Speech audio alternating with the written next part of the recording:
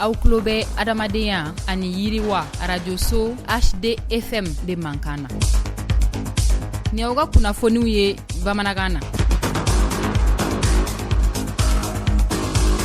An lamɛnbaaw ani yantuma a sɔgɔn bɛɛ buna adamadenya ani yiriwa radio-so HDFM na ni ye aw ka dɔnkibaru waati sele a y'aw bisimila kɛnɛ kana na bi dɔnkibaru kunnafoni na bakurubaw la an bɛna kuma kura rouge u ye dɔ fara u ka dɛmɛ kan k'a ɲɛsin maaw ma maa minnu ni kɛlɛ y'u hakiliw papa waasa u bɛ se ka bɔ u yɛrɛ la cogoya min na an na kuma o kan bi dɔnkibaru kɔnɔna na ni o tɛmɛna ka bɔ yen nɔ hu ménagère ni ye projet kura kɔni ye min baaraw kɔni kurumbo karila musolakaw kɔni fɛ waasa ka se ka dɛmɛ don an balakaw kɔni mɔ kɛnɛyako ale nasira fɛ kɛrɛnkɛrɛnnenya la kansɛri bana ka se ka o kɛlɛ ka bɔ u fan fɛ an na kuma o fana kan bidonbari kɔnɔna na ninnu de ye bakurubaw ye dɔwɛrɛ b'an bolo ka fara minnu kan sɔɔni an bɛna kunnasirilen bɔ a y'aw danse. Aw tulo bɛ adamadenya ani yiriwa radio-so HDFM de Mankana. Tibarikala a y'aw bisimila ko kura dɔnkibaru kɛnɛ kana na i n'a fɔ an bɔra k'a fɔ ye bakurubaw la cogoya min na octobre kalo tile 10 san 2025 o ye don ye don min sɔnnɔ bilalen don diɲɛ kurukara kɔnɔna na waasa k'a kɛ tasibila ye k'a ɲɛsin maaw ma maa minnu ni hakilibana bɛ u la o de kɔni hukumu kɔnɔna na an ka jamana kɔnɔna na wulikajɔ belebeleba kɔni kɛra ka lafaamuyali ani hakililakunu ka o kɔni ta k'a ɲɛsin maaw ma maa minnu ni o bɛ hakililabanabaatɔw kɔni kɛ bolo kɔkɔfɛn fɛn min ye o bɛ se ka dabila cogoya min na ni k'u kɛ bolokɛni taamasere o baaraw bɛ se ka dabila cogoya min na kɛrɛnkɛrɛnnenya la maa minnu bɛ ni basigibaliya ani kɛlɛ kɛlen don sababuya ye ni k'u hakiliw kɔni ɲami olu tigilamaw dɛmɛ bɛ se ka don u ma cogoya min na maa caman bɛ minnu kɔni ni nin degun bɛ u kan ni kɔni t'u ta yɔrɔ ni u na yɔrɔw dɔn u mago bɛ dɛmɛ la waasa u bɛ se ka bɔ ni gɛlɛya in kɔnɔ cogoya min na hukumu kɔnɔna na min ye kuraruzu maaw ye olu kɔni ye wulikajɔw kɔni sigi sen kan u ka projɛw kɔni sen fɛ waasa ka se ka dɛmɛ don maaw ma maa minnu ni degun bɛ u kan min ni dɛmɛ min ka kan ka se ka o ta k'a ɲɛsin u mɔ waasa u danbe n'u ka hɔrɔnya o bɛ se ka to u bolo cogoya min na. Alisa an bɛ tɛmɛ ni kunnafoniw ye octobre kalo ale sɔnnɔ bilalen don k'a jira k'a fɔ fɛn min ye ɲɔgɔn dɛmɛ ani ɲɔgɔn dɛmɛ o yiriwali kɔni hukumu kɔnɔna na o de la min ye an ka jamana kɔnɔ waasa ka se ka sin ani wolonugu kansɛri ka se k'o kɔni kɛlɛ wulikajɔ belebeleba kɔni kɛra an ka jamana kɔni kɔnɔna na ni ka ɲɛsin an balakaw kɔni mɔ ka se ka faamuya caman kɔni di u mɔ u ka se ka fɛn min ye bana min bɛ u la u ka se ka wuli joona ni ka a furakɛ bana natola ni ka se ka o kɔni kunbɛn hukumu kɔnɔna na min ye wulikajɔ belebeleba kɔni kɛra ni ka projet ba dɔ kɔni sigi sen kan min kɔni bɛ wele ko femme et santé o kɔni baaraw kɔni kurumbo karila ni a ɲɛmaya bɛɛ tɛnɛ samakɛ kɔni bolo ni sigikun tɛ dɔwɛrɛ ye ka se ka an balakaw ko u fara ɲɔgɔn kan u ka kɛnɛya ko o bɛ se ka tanga cogoya min na babuse min taara o tɛ dɔwɛrɛ ye ka se ka fara ɲɔgɔn kan ni ka kansɛri bana ka o kunbɛn ka bɔ an ka jamana kɔni kɔnɔna na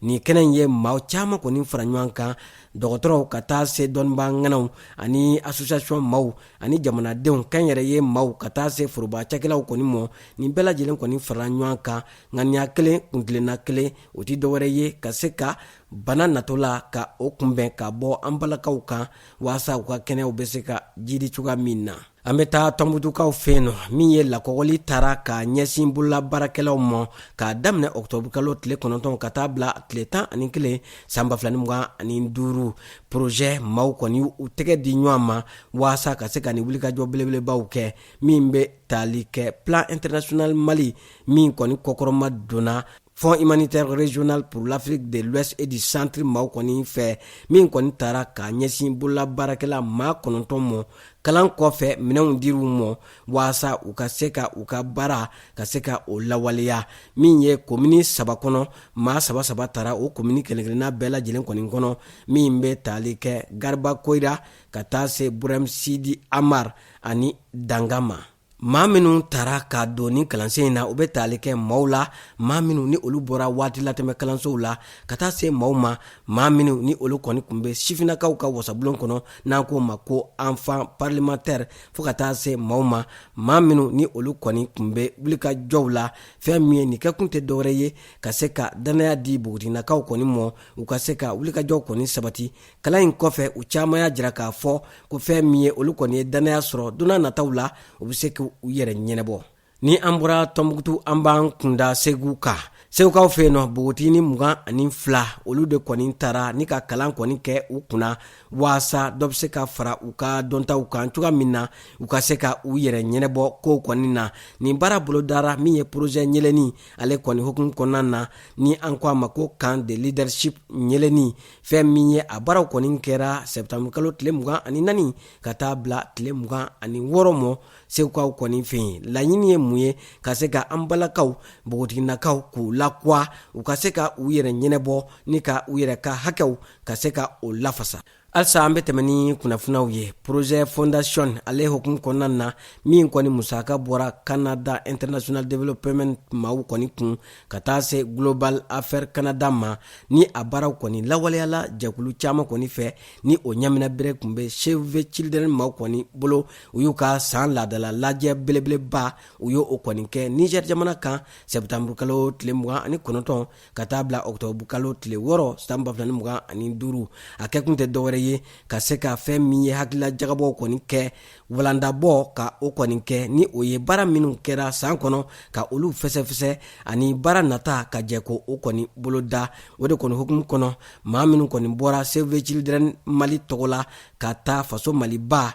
o kɔni nɔna bila Niger jamana kɔni kan olu kɔni nɔfɛ min ye Femme en Moi ka taa se Family Mali olu bɛɛ lajɛlen kɔni kun bɛ ni kɛnɛbelebeleba in kan. A kɛ kun tɛ dɔwɛrɛ ye ka se ka hakili jagabɔw kɛ ni ka dɔntaw kɔni falen ɲɔgɔn na waasa don n'a nataw la baara minnu bɛ kɛ olu bɛɛ lajɛlen ka se ka kɛ baara cɛɲumaninba ye. Fɛn min ye n'i y'a ta k'a lajɛ u wulila ni ka taa u ɲɛda baara kɛlenw kɔni kan Maradi waasa fɛn min ye projet in a b'a la ka taa sira min fɛ u ka se ka u ta n'u bila dɔ a kɔnɔna na. An ka jamana kunnafoniyaw kɔfɛ an bɛ taa Cameroun jamana ale kibaruyaw la min ye buna adamadenya dɛmɛ ko dɔ nabɔ o la ka sababuya kɛ musakantanya kɔni ye. Fɛn min ye n'i y'a ta k'a lajɛ ko a Cameroun jamana kɔnɔna na maa minnu ni olu bɛ ngilɛkan kɔni fɔ fɛn min ye ko dɛmɛ min bɛ ta ka olu sɛgɛrɛ ko belebeleba nabɔ o kɔni na ko o na kɛ farati ko ye ka ɲɛsin bɛn ani kelenya sinsinni kɔni mɔ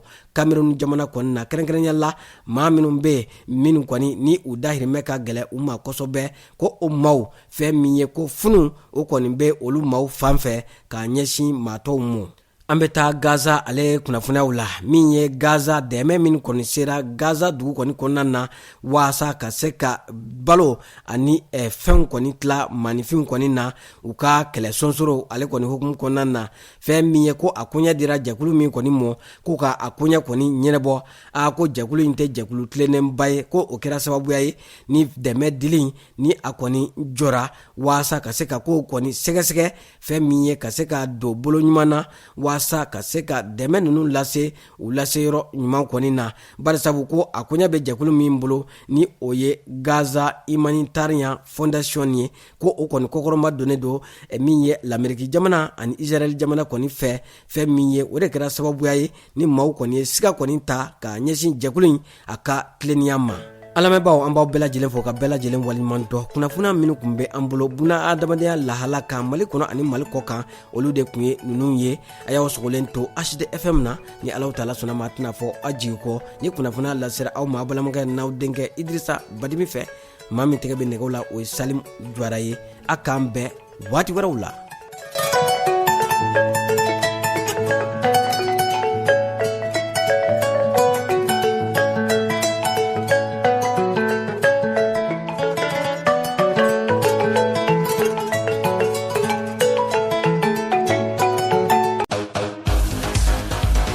Aw tulo bɛ adamadenya ani yiriwa radio so HDFM de Mankana.